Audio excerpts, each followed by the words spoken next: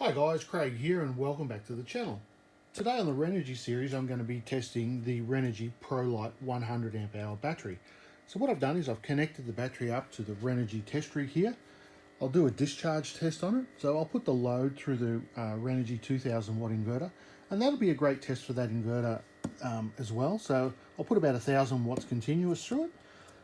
It'll also go through the Renogy shunt, but as the shunt doesn't record the data that I want, I'm going to actually put another shunt in line here at the battery.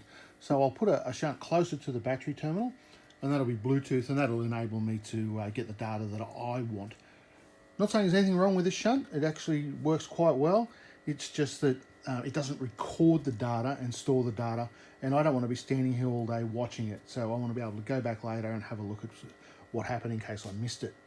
So I'll charge that battery up to 14.4 volts, put the shunt in line, and then we'll get the test started. Okay, so the shunt's in line, and as I said, it's Bluetooth, so I've got that charging up on a 25 amp battery charger, and here you go here. So the battery's at 13.67 volts, taking 23.4 amps, thereabouts 320 watt. And looking at the Renogy shunt, it matches. So 13.7 volts, 23.4 amps, 322 watts. So close enough in my mind. I think that's really good. So no issues there. So once that's finished charging up, I'll reset the shunt and we can begin the test.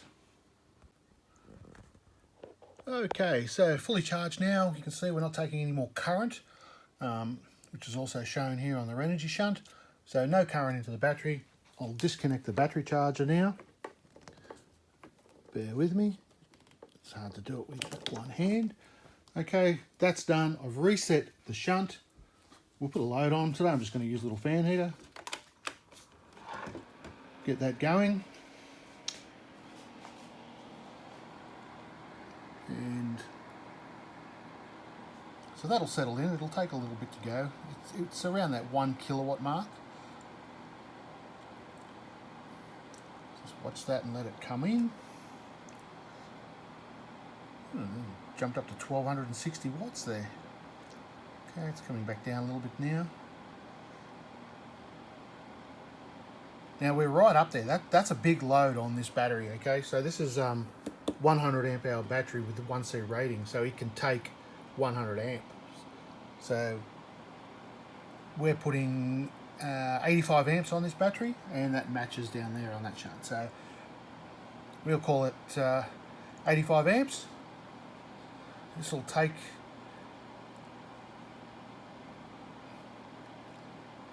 just waiting till the time remaining gets a gauge on what it's doing. It's saying an hour 14 on the Renogy shunt and an hour 37 on the Bluetooth shunt. I think it's coming down now. Alright, so that's all good. We'll let that carry on, and we'll come back a little way through the test and we'll see how the battery's performing. I'll do some temperature checks over the test rig as well once it's been heat soaked for a little while. That's probably a good test for it. We'll see how this inverter goes as well, although I will be doing a full separate video on the inverter, but it's also a good test for this inverter as well today. Okay, so down to 63% on the Bluetooth shunt, showing 66% on the Renogy shunt. You can see those pixel issues. We've still got that there. That is what it is. 1060 watts. Again, with the rounding, you can only see 1000 watts. I've run the probe temp gun over it. What have we got? 24, 25 degrees on the negative, 28 on the positive. That doesn't concern me. And I'm not sure where the BMS is in this. I haven't been able to, it hasn't heated up. No issues over here. I've run the heat gun over all of that, and as you can see, 19, 20 degrees. Get a little bit of noise coming out of the inverter now. The fans have kicked in. They kicked in a little while ago. No issues there. What I might do is try and get the cover off this battery once the discharge test is completed, if I'm happy with the results. And we'll see what it looks like inside. I'm going to try not to destroy the case because I actually don't mind the footprint of this battery. So if it performs well, this is something I might just stick in the back of my ute to run my fridge. Okay, down to around that 39 to 43% now. No issues, everything's going smoothly. Temps come up a little bit there, 31 degrees on the positive terminal, 27 on the negative, and there's a little bit of heat there at the top, 26 degrees, but nothing really on the sides, so that would tell me that the BMS is probably sitting right there on top. The page that I wanted was this history page here, so you click the history and there you can see the deepest discharge, last discharge, average discharge. So this is the information that I wanted that I can't get out of the Renogy battery monitor. So that's the reason I've gone and used this for this test.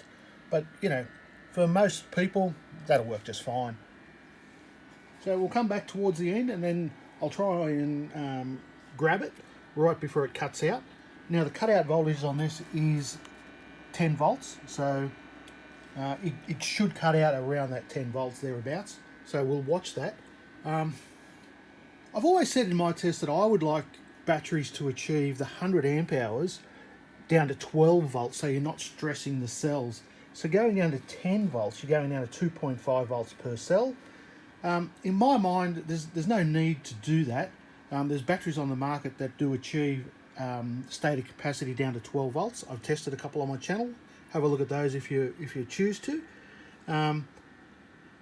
Yeah, look, that said, the design parameters, 10 volts is perfectly fine, but for longevity of the battery, to get you that 5,000 cycles down to 80%, I think you'll find that that's around that 12, probably 12.5 volts.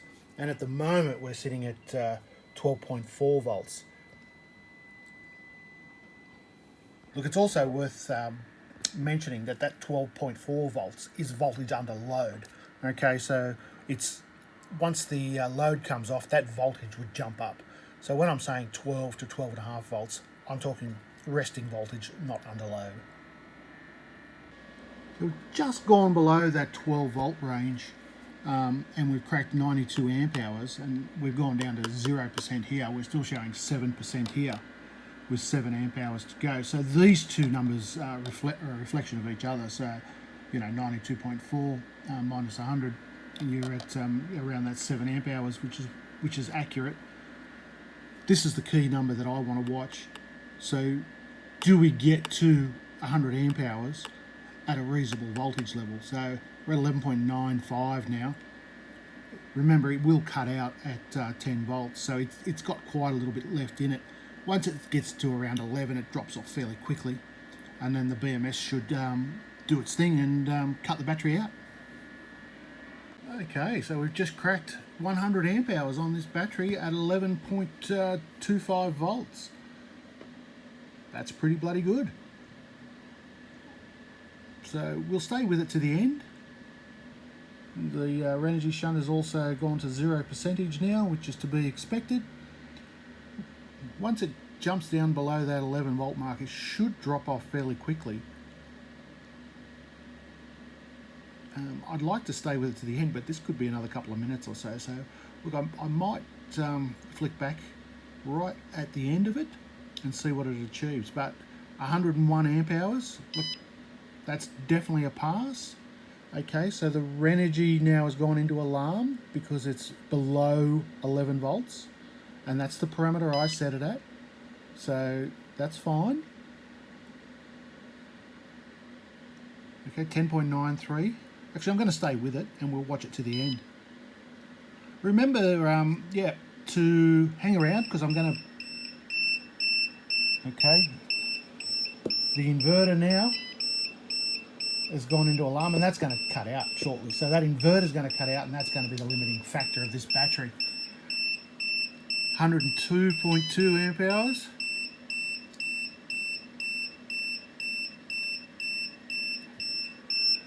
The inverter's doing what it's supposed to do, so no issues with that. 10.5 volts, 10.6 volts. 102.8.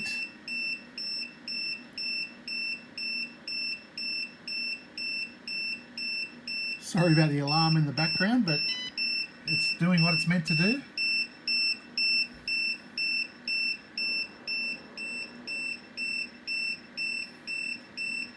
We've cracked 103.3, and there goes the inverter.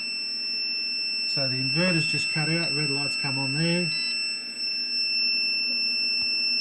and the load has now come off it. So 103.4 amp hours, which is fantastic. Okay, so the inverter's just cut back in now, and it's going to continue doing that cycle. So I'll let it go one more time, and then I'll cut the inverter off.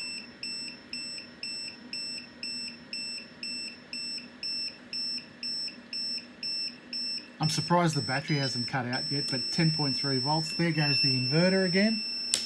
So I'm going to turn that off just with a remote switch here. So that's off.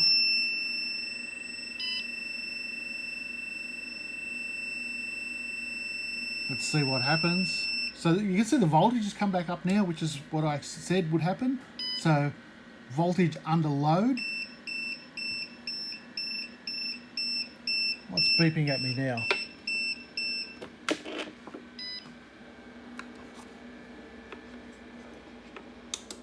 Okay, I turned off the remote on that, so I had to turn off the switch here. Okay, so that's now off. Right, so we're at 11.6 volts and 104.4 amp hours. I mean, that's good, isn't it, eh? You've got to give that a pass. That's a thumbs up, no problem at all. For the Renogy Pro Lite 100 amp hour to achieve 104.4, and it didn't cut out. So there's still more in it. And you can see that resting voltage now is coming back up, 11.8. I'm really happy with that. I'll disconnect the battery now and see whether I can get it apart. Okay, so I managed to get the lid off. It's still attached to the cabling here, as you can see. And there's the BMS, and it's actually on a girdle, so it's mounted to a steel girdle. It looks really, really good. You can see there's 4 prismatic cells down in there, and they're welded terminals on them, and there's some girdle arrangement around here which holds the battery down. I'll try and get the cell pack out, but again, I don't want to damage anything, so just stay with me and I'll see what I can do. Okay, came out of the case really easy. It just slides out. You can see it's held with this tape around it, but it's got this plastic girdle on either side, and then the BMS is attached to that. This is a really well constructed battery, guys. I'm shocked, but look at that. That's absolutely fantastic. That's me. I've taped up the terminals. I gotta say, Renogy, this looks like a winner. I don't know how you can complain about this. Very interesting. So you got barcodes and stuff on there if you're interested. I'll zoom in on that.